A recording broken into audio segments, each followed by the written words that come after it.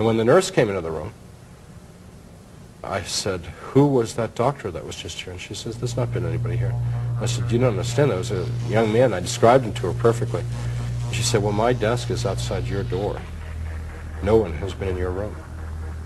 I was like, all right, who was that then? You know, where did he come from? But I always felt that God gave me his presence to help me, because it's scary being really sick and trying to recuperate in a foreign country and stuff like that. And that did the trick. That gave me the confidence that I was going to be okay. And you got back home and they told you should have been dead within 5 hours. And it was... Yeah. And when I came to the United States, I had extreme peritonitis, double pneumonia, collapsed lungs, and no liver function. And I was put on the critical list at St. Luke's Hospital in Fort Thomas. And I was on critical for 5 weeks. I was really sick, but I didn't... And you thought you were going to die, though, didn't you? Yeah, and I'm ashamed of this, but I wanted to die because I just wanted to go to heaven. I just wanted to be with Jesus. And I didn't have anything else in my mind except I wanted to go back to that. And if you knew him, you would understand, you know, why that's what I wanted to go back to. So I wasn't cooperating in my healing. I couldn't eat. I couldn't take anything. I was getting weaker and weaker and sicker and sicker. And I got to tell you the story. A night nurse by the name of Lisa came in one night, and she was about the only person in the hospital who had been listening to me talk about Jesus and his love and all this stuff. And this sweet little Lisa, real recent graduate of a AA program in nursing, got an associate's degree. She said, I'm going to make you a milkshake. I'm going to go down to oncology and make you a milkshake and get you well. And I said, I haven't eaten anything in weeks, you know, like, forget it, I'm not eating a milkshake. The idea makes me sick. And she said, we'll see. And she came back and she said, I put raw eggs in this, and I put protein supplement in it, and I made it with, like, the best ice cream in Cincinnati, and, like, real cream and stuff like this. This huge milkshake. And I said, Lisa, just the smell of it makes me nauseous. Get it out of my room. And she said, listen, I made this out of love, and you're going to get well now. And she stood there for over an hour while I sipped on that stupid thing and drank the whole thing. Now, she probably could have gotten fired from the hospital for doing this. But, I mean, she was absolutely inspired by God to do this, because there's no reason in the world why she would have done that for me, you know.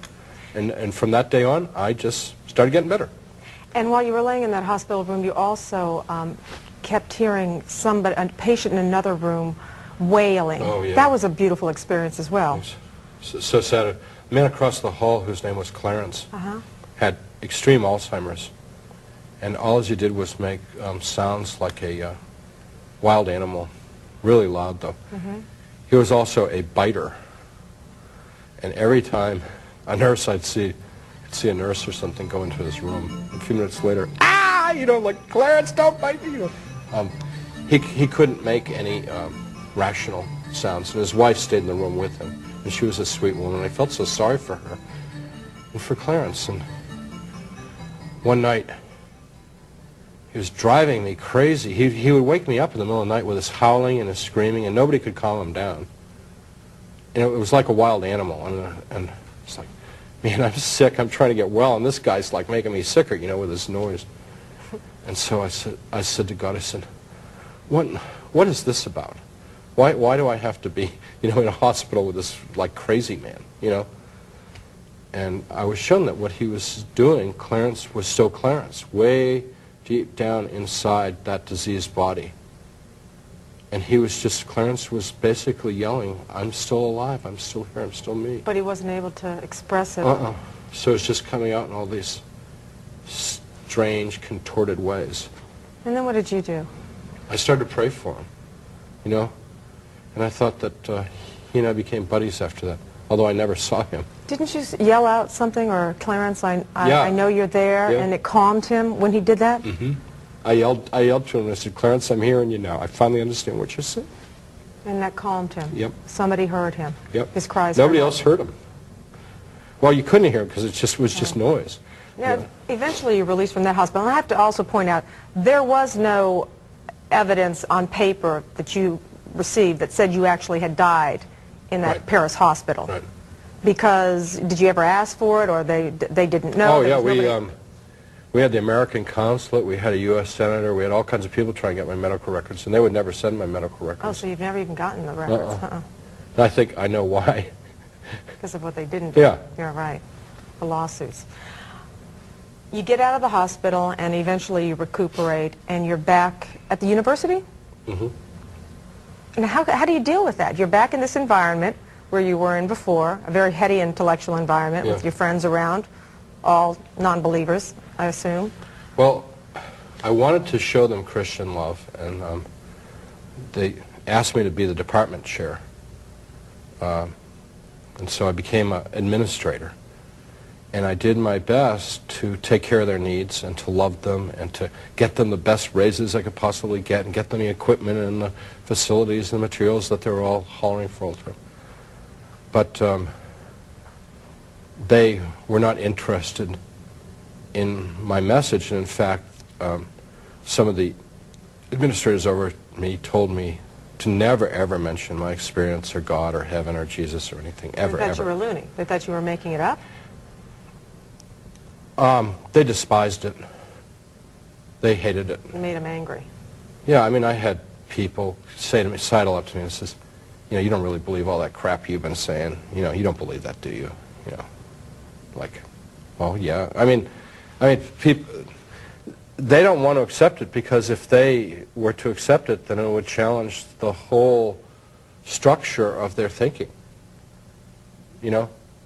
So I felt more and more alienated from my colleagues, unfortunately, because it would seem, and I was also becoming more and more fascinated by the church, which the university is supposed to be a haven of light, but it was really the church that was the haven of light. And which church at this point? Well, I prayed, when I was recuperating from my illness, I prayed a lot to God, where would I go? And ultimately, I was talking to an artist on the telephone. I was not ambulatory. And she said, well, I go to this church down the street, and I asked my wife, and it turned out it was what I had been raised in, and it was only a mile away. And so I went there, and I saw it full of the angels and full of funky people trying to be better people, and I said, boy, this is for me.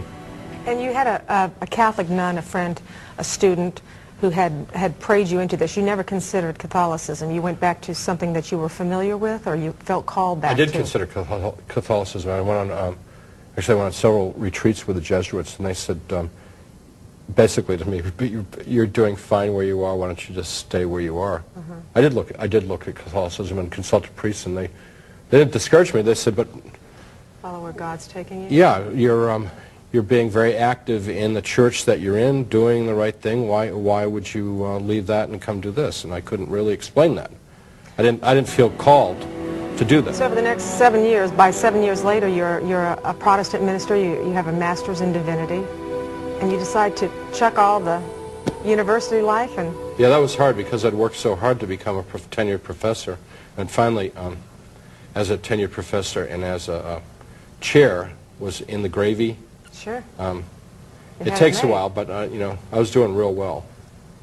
You know, and your wife's an attorney. How does she feel about that? Well, she thought I was absolutely out of my mind. Yeah. You know, she was saying, look, if you want to be like a minister, you can go get a church and do it on the weekend and keep your job. You know, nobody's stopping you. You can play minister if you want. And I said, no, I want my whole life to be about the church, about God's people.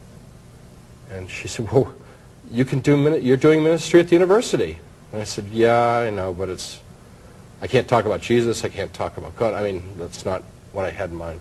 I want to give my life to the church. So I went to seminary for 3 years and became ordained, and I've been at this church for 9.5 years. Right. Yeah.